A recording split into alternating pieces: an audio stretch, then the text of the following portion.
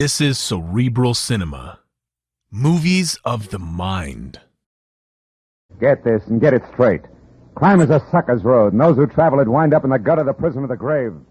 There's no other end, but they never learn. From the pen of Raymond Chandler, outstanding author of crime fiction, comes his most famous character in The Adventures of Philip Marlowe.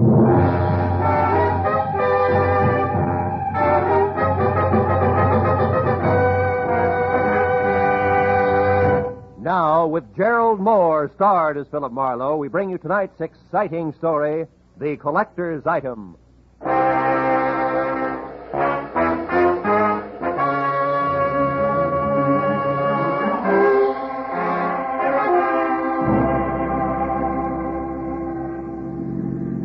They turn the corner, cabby. Don't lose them. Don't worry, mister. There they are up ahead of that new nest. Uh-huh. And a white Panama hat shows up through the back window of that cab like a signboard. Besides, I've been doing okay so far, ain't I? We stayed in this tail for 20 minutes now. Yeah, but I've been tagging the guy under that hat for 6 hours. 6 hours? For a movie, a Turkish bath, 3 bars, a restaurant, and 2 museums. Close the gap a little, huh? Whatever you say, mister. They're liable to spot us. How much longer you going to keep this up? What difference does it make as long as your flag's down? Big difference. My old lady'd be awful sore if I don't get home tonight. And this follow leader routine looks like an endurance contest. Take it easy, cabby. At 10 o'clock tonight, a certain big deal will be closed, and then we can both forget about that guy up there and go home. Big deal? What kind of big deal? I ain't nosy. I just don't want no trouble. You'll get no trouble. It's approximately legal, ain't it? Legal is Confederate money. Nah, just a minute. I got a living to earn. I'm serious. So am I. Sirius is a rare coin dealer. Oh, a numismatic. Yeah, that's right. Well, what do you know? I collect Indian pennies myself. Small world. And the guy up there in the hat's trying to louse up for sale, huh? That it? Roughly, yeah.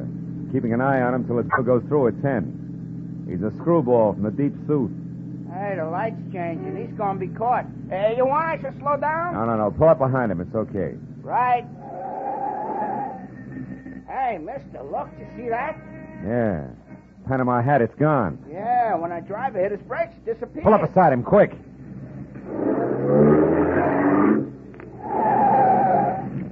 you see? Yeah, the seat's empty. Ooh, what a pair of chumps. They've been chasing nothing but a hat propped up in the back of that seat. No kidding. Gee, you sure look natural, didn't it, mister? Nuts. Let me out. Now, look, you get to that other driver. Find out where he dropped his passenger off and anything else you can. Here. Here's $30 for your trouble. Wow, for that kind of dough, my wife can go ahead and get some. Call me at the office, mister. Just ask for Joe Joplin. Keep your straight on, you get there.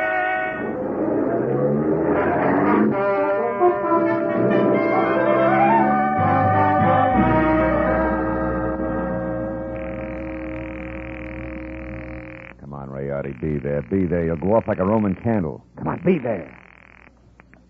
Hello. Ah. Hello, Leon Rayartie speaking here. Marlowe, Rayartie, I got bad news for you. Oh? Our boss, Seth Appleboro, pulled a backwoods gag on me, and I fell for it, flat on my face. He shook me. I don't know how long it happened, but... But I do. I know exactly how long ago. Appleboro was here. He was? He was in my shop. He's a madman, that madman. Swore he would kill me, but he didn't. What happened? He was after the coin, of course. He got tough. But I got more tough. I'm not born the day before yesterday. I was forced to ruin a beautiful Renaissance vase on his stupid skull, but at least I got rid of him. So I say phooey on Seth Appleboro. Oh. I beat him up myself, you hear? And I throw him out. It's finished. So at 10 I shall sell the coin to Pierre Bowman as arranged, and that will be that. Well, glad to hear it, Rayartie. To send the check to... Just a minute, Mr. Marlowe. Huh? Who's there? Who's back there? Who is it? Rayartie. Hey, Rayartie, what's the matter? No, wait. No, listen, don't! Rayartie! Marlowe, you... Rayartie! Rayartie! Rayartie! I ran out of the phone booth, hailed the first cab that came along, and headed for 113 Marion Avenue. Leon Rayartie's shop was a narrow cell with tattered green shades drawn over dingy windows. The front door was locked, so I went around to the alley where I'd left my car earlier. The back door to Rayartie's was half open. Rayartie sat on the floor, his legs spraddled out, his head slumped against the bottom drawer of his desk, like a drunk too tired to look for the way home. Beside him on the floor was all that was left of the reason for it. A small open box lined with blue velvet and labeled Unique, Confederate States of America, $50. One of 4 struck at New Orleans Mint, 1861. Only piece of this series now in existence. Source, Colonel J.J. Appleboro Collection, 1880. But the box was empty. The 4 bits worth of Confederate money was gone. I picked the phone up in my handkerchief and called the cab company office. 2 minutes later, I had Joe Joplin. Yeah, I got that other driver okay, mister, but I couldn't pry much out of him. Even the hard way, I tried. He left that southern drawl off at the Wilshire Gardens, Villa 9. And he got orders to take the Panama hat on a $10 drive around town. That's all? That's all he knows. He thought it was some kind of joke. Wilshire Gardens, number 9. Okay, Joe, Yeah. thanks.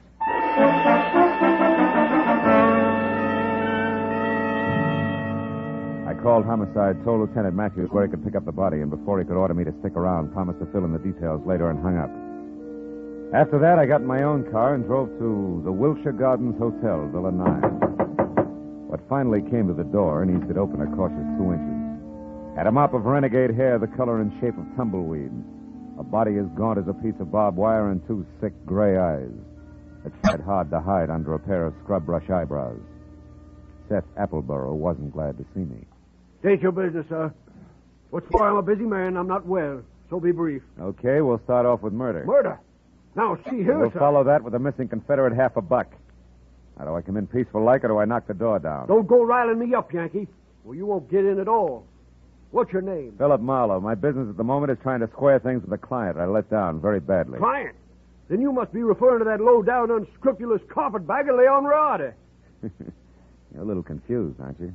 Rayartie's from Italy. From northern Italy, sir. And a crooked, unprincipled carpetbagger. You said that. The kind who strips the South of her treasures. Who pillages and loots and... What? A gun? Well, what's the meaning of that firearm in your hand, sir? I haven't got time for another civil war. Now get away from that door. I'm coming in. You carpetbagger. Now let's knock off the nonsense, Appleboro. Where's the $50? Where, indeed? My poor old fool of a grandpappy, the colonel, sold it. Sold it for practically face value, sir. Just to keep body and soul together on the plantation back in 1880. And what he'd give for it wasn't worth dirt compared to what that fine old piece of Confederate money's really worth. All right, all right. Where is it? Come on, hand it over. Oh, I don't have it, sir. Oh. Not yet. But by ginger, I'm going to get it. And when I do, it's going home where it belongs, you hear? To the South.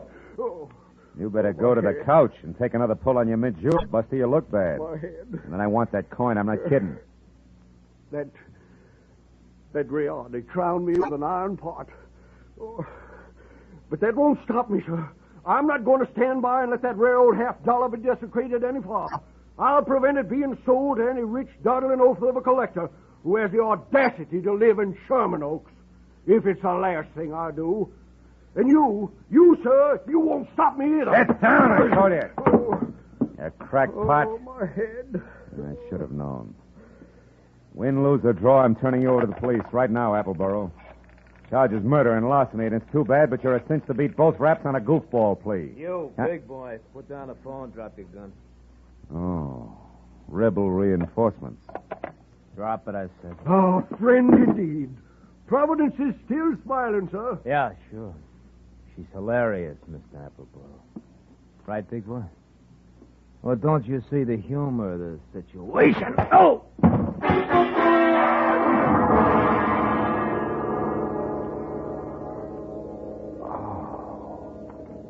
The stranger had a flat, saucer face.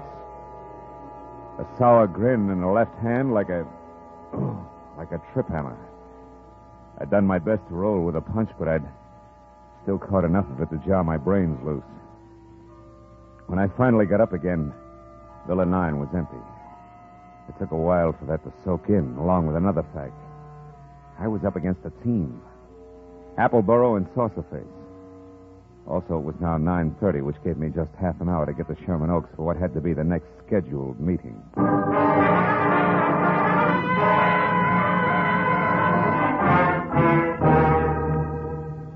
The Bowman Mansion on Clooney Drive, from giant iron gate out front through overgrown grounds and up to the entrance.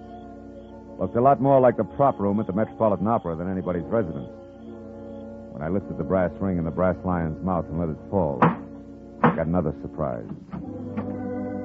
She had deep hazel eyes with long lashes, close-cropped copper-colored hair, and packed, full, green suede dress that put no strain on the imagination.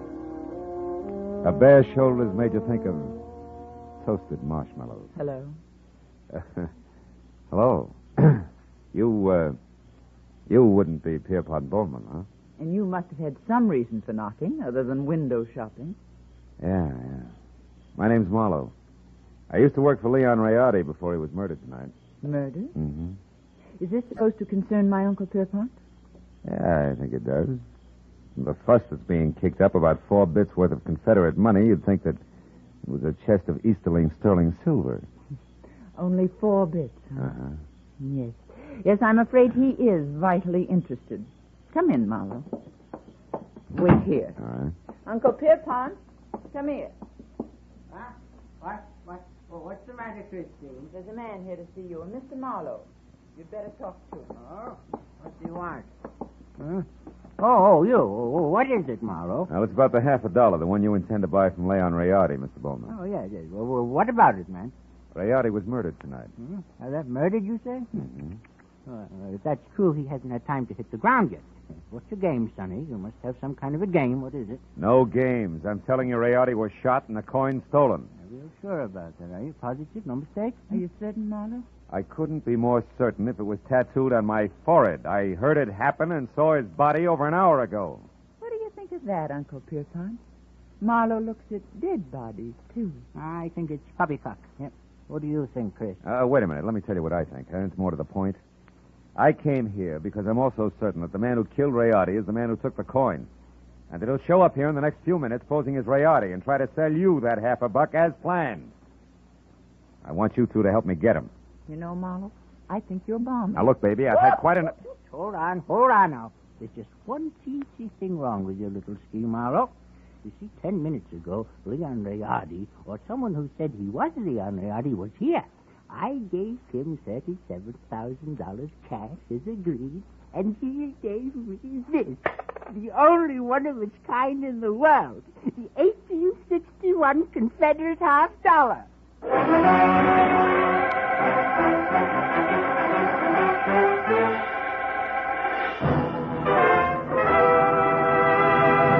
In just a moment, we will return to the second act of Philip Marlowe. But first, there are songs for sale, and one of them may turn into the nation's newest hit as you listen in to CBS on Friday nights. This hour-long program of melody is called Songs for Sale, and during the hour, you hear 4 songwriters with unpublished music as they present their tunes to a panel of veteran, top-flight songwriters. At the end, the panel picks out one song to be published and plugged, and you'll hear the reasons they give for their choice. Be listening to Songs for Sale tonight on most of these same CBS stations. Now with our star, Gerald Moore, the second act of Philip Marlowe, and tonight's story, The Collector's Item.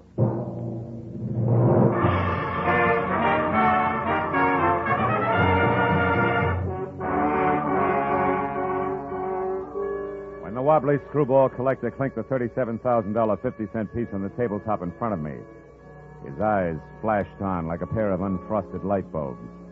And something close to frost started to collect in the upturned corners of his mouth, a smile like the cat that had just eaten the canary, cage, birdseed, and all. There was little doubt about it. Septuagenarian Pierpont Bowman was what an eccentric would call eccentric. And he was very unconcerned with the murder of Leon Rayartie. Very fuzzy about what Rayartie's impersonator had looked and sounded like. I'm afraid I can help little on that score, Mr. Marlowe. Only had eyes for the coin. And what a coin she is. Why, suddenly... Mr. Bowman, you've got to remember something. Height, build, color of eyes, hair, voice. Yeah, voice. Was it a southern accent? Think, Mr. Bowman. Southern accent? Yeah. Mm-hmm. No, Mr. Marlowe can't say if it was or not. My hearing isn't all it used to be, you know. But Christine here, now maybe she could... No. Christine wasn't in the room. Answered the door myself. But I did see him come up the walk, Mr. Marlowe, from my room upstairs. He was tall, About your height. Oh, no, perhaps a mite shorter. And he wore a gray suit. No, darker than gray. Sort of light blue shade. Oh, I that's think, great. like a- Yeah, thanks a lot. Before I start reaching for a butterfly net myself, I think I better get back to Seth Appleburow's place on Wilshire. Why there? Surely if he's the guilty one, Mr. Marlowe, he won't wait to be apprehended. Not on purpose, no. But when I last ran into him and his buddy with a saucer face, he was fighting an acute case of vertigo. Might have collapsed since. And besides, I don't know where else to go. Oh, but, sir, why must you go any place? The police will attend to that Mr. Appleborough. Now, look, Mr. Marlowe, here on the rim of the Mr. coin... Bowman, this may mean nothing in the numismatic league. But I went to work for Leon Rayartie to protect him, a job I didn't do. Also, losing clients this way is bad for my business and conscience. Good night, and happy gathering coins in May. Mr. Marlowe, wait, please. Please, Mr. Marlowe, let me see you out and explain something. Be just a minute, Uncle. Now, what is it? I'll pay you $500, Mr. Marlowe, not Confederate dollars either, to see that Uncle gets his money back and that the coin is returned to that Mr. Rayartie's estate. What? You're against the deal? Why? Because it's the 100th one in the past 2 years. You hate to see the money you'll one day inherit go to a bunch of screwballs, huh? Why, you foul-minded, no good... I've got news for you, Mr. Marlowe. It's not my inheritance I'm concerned with, it's my uncle. In spite of this mansion and all the junk in it, that $37,000 was every cent he had left. Okay, Keith. In that case, 2 points. 1, I had the slap coming. 2, I'll do my best to back up everything to where I came in. Good night. good night. And Mr. Marlowe, Yeah. I didn't enjoy slapping you.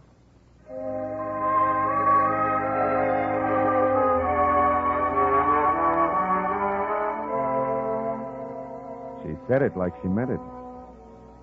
20 minutes later, I was back at the Wilshire Gardens, where I found Villa 9 as dark and quiet as the bottom of a well. I had just about decided to quit playing long shots labeled I Hope He passed out on his front doorstep when, from a nearby clump of pepper trees, I caught a glimpse of a shadowed figure moving toward me, one slow step at a time. I knew that I was spotted and strictly sitting duck, so I tried the only possible out. General nonchalance, my back to the pepper trees long enough for the not-so-stealthy hunter to get within hunting distance. And a good evening to you, Brother Appleborough. Now, sir, get up and start talking. What? Well, saucer face. Thought I had your partner. Hey, what's wrong, Hasty? You're still doing it. Appleburow's my partner, like you look good in tights. The name is Locke, Fred Locke, Treasury Department. Treasure. You mean you're after Appleborough? Uh-huh. I sapped you because from the gab I overheard, I figured you were nothing but a lone wolf shooting with a coin. Oh. Appleborough, friend, is big game. He's wanted on half a dozen counts, a lot more important than this Confederate $50. Yeah, but he must have gotten away from you because He did. Jumped out of my car a couple of blocks from here. But how do you know about that? Who are you? Oh. Well, name's Marlowe. I'm a private detective, license included. Wait a minute. Here. I know that Appleborough got away because he's already been up to the Bowman place where he posed as my client, Leon Rayartie, who, incidentally, he killed so he could sell the Confederate lucky piece up there for $37,000. Quite a hunk of change. Mm-hmm. Well, sorry we crossed our wires, Marlowe, and thanks for the word. Oh. But don't worry, he won't get far. Us T-men will see to that. Keep in touch with the department if you find out anything, will you? Sure. Oh, say Locke. Yeah. So, Just a hunch. oh, like what? Like you're a cockeyed liar. Like Treasury men don't call themselves T-men. Any more than private detectives call themselves private eyes. Now, Locke, let's try inside your jacket. And one, get rid of this non-Treasury Department Luger. And 2, check the wallet and see if at least Fred Locke is your real name. All right, it's my name. Yeah, surprise it is. And out of imagination, T-man. Come on, get up and start working on a few other questions like where Seth Appleborough is at the moment and exactly what that guy in is who was bluff. Well, do we keep this up all night? No. I'll tell you everything. Okay. Now, first the setup. Come on. Yeah. There were 2 of us. Me and... No!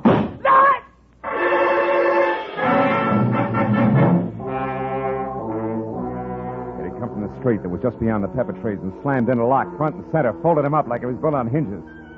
By the time I was out of the impact area and had my .38 in hand, the only target I had was a pair of lights blinking out of sight in a funnel of dust. Fred Locke was blood-smeared, dead, and made an ugly centerpiece for the little ring of startled faces that began to converge. I stepped back and became just another sightseer. When a small, bald man with a large white eyebrow and lots of worry stamped on his face began to do his lamenting out loud. He was the Wilshire Gardens hotel manager and didn't care much for public spectacles on the home ground. Oh, my goodness. 1 minute that Mr. Appleborough unconscious in his car. Next, this man is shot to death. Hey, wait a minute. Appleborow's unconscious in his car? Where? At the other end of the ground. There's a nasty cut in his forehead. One of the guests just found him there. I was just about to call a doctor. Never mind the doctor. Show me the way. Come on.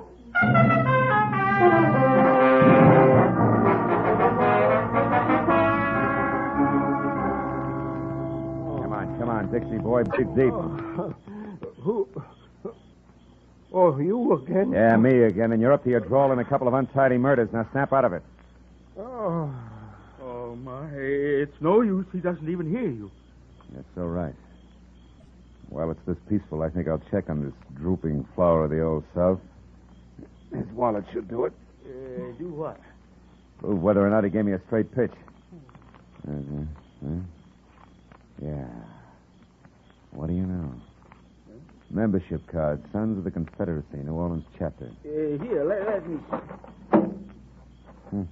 Oh, that's his picture, all right. Sure is. Well, when the police get here, they, Hey, look. Yeah, what is it? His wristwatch was smashed against the dashboard. So it is. He must have held his hand up to protect his head when he fell forward. Yeah, now look, friend, the name's Marlowe. When the law gets here, tell them they can find me at Sherman Oaks, the Pierpont Bowman residence. Oh, now, wait a minute. You can't leave me here with all this on my hands. The police are going to want to know what this is all about. I'll try and have an answer for them. But first, I got to ask a crazy collector a not-so-crazy question.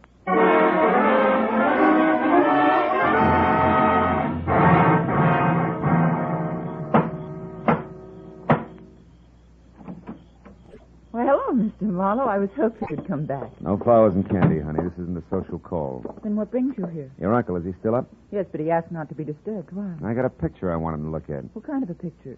A man. Possibly the man who sold him the coin tonight. Now, where is he? In the gun room. Oh, but he'll scream bloody murder if we bother him. That's the subject on hand. You mean you found out who killed Leon Rayartie?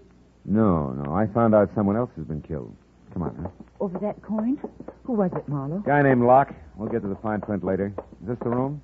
Yes, but It's just the man I want to see. Oh, Mr. Bowman, I hear you. Well, it's quite a blunderbuss. Look, point that somewhere else. So it is. But don't let it worry you, Mr. Marlowe. This harquebus hasn't been fired in 300 years. That's great. Let's not spoil its record tonight, shall we? Here, have a look. Fine workmanship. Later on. Right now, Mr. Bowman, I want you to have a look. This picture, it's Seth Appleborough. Huh? Is this the man who sold you the coin, the one you couldn't remember? No, not the party. Now, on this gun, Mr. Marlowe... Uncle, we've had another murder. Huh? Oh, my, that's too bad. But what's all that got to do with me? I'm not sure. But, Mr. Bowman, if Appleborough wasn't the one who sold you that hot half a buck, it must have been an item named Locke. Huh? The saucer-faced buddy I told you about before. Oh.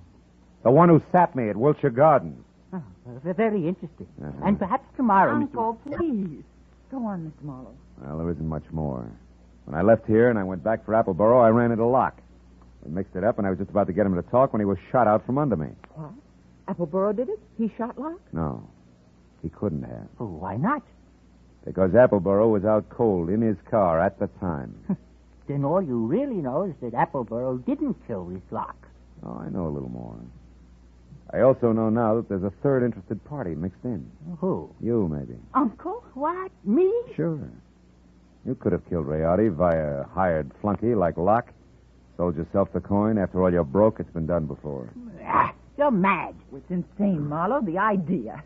To think that Uncle would hire the likes of Fred Locke. Why, it... Slips, Christine? You shouldn't have known Locke's front name was Fred, should you?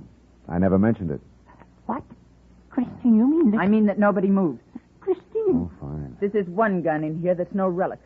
It's been fired something less than 300 years ago. Yeah, to be exact, less than an hour ago at the Wilshire Gardens when you used it to keep Locke quiet, huh?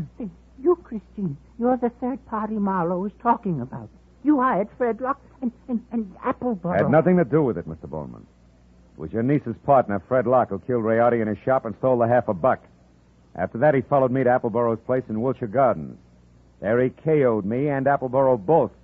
Then came out here and sold you the coin. Posing as Rayartie. Correct. You can both go to the head of the class. Not yet. One question, teacher. Why did Locke go back to Appleburrow's? Couldn't have been just luck that I found him there. It wasn't. He was afraid Appleburrow had seen him kill Rayartie at the shop. He had to know for sure. Your turn, Uncle. Why did you do it, Christine? I was sentimental, Uncle. I wanted at least the last of your money as a keepsake. And now that I've got it, I want one thing more before I leave. That $50 in your pocket. Hand it over. Come on. The $50, but... Worthless to you, Christine. You can never sell it again. Every collector in the world will be on the lookout for it. Don't you think I know that? Then what do you want with it? The pleasure of getting rid of it. I hate it. Like I hate every piece of junk you've squandered your fortune on. The fortune I'd have inherited someday. I'm going to throw it in the first deep river I come to. Hand it over. No, you don't, Christine. Drop it. Drop it. Now, sit in that chair while you can. You may end up in another one.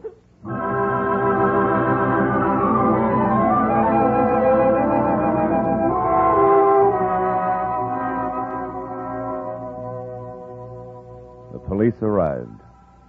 They always do. And after a long hour of questions and answers, there were only two of us left. Pierpont Bowman, standing close to a window, tears crowding his eyes. The fingers of his right hand nervously toying with the Confederate coin. And me, thinking about Leon Rayartie and Fred Locke and Christine. It was the old man who finally broke it up. A rotten thing. I left after that. So I don't know if Appleburrow got the coin or not. You might check if you're ever running through the New Orleans Museum.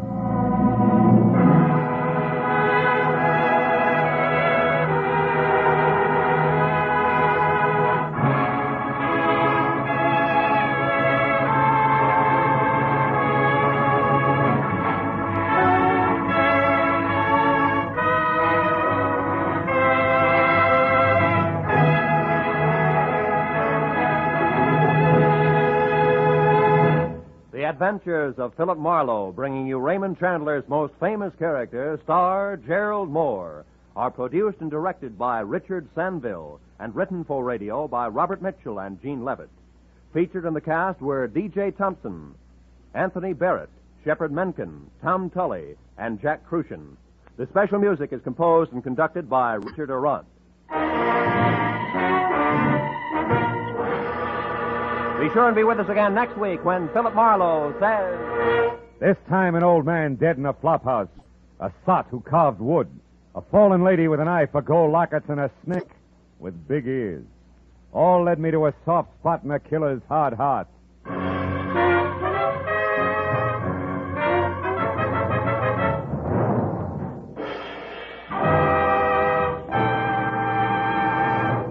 Every Friday night, CBS brings you stories taken from the files of parole boards of the 48 states.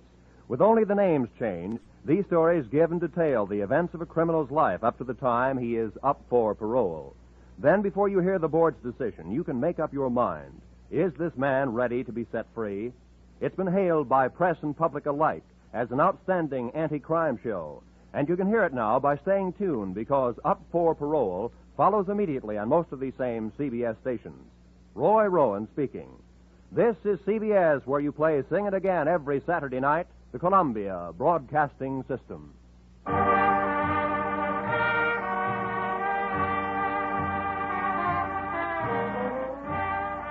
Cerebral Cinema hopes you have enjoyed this movie of the mind.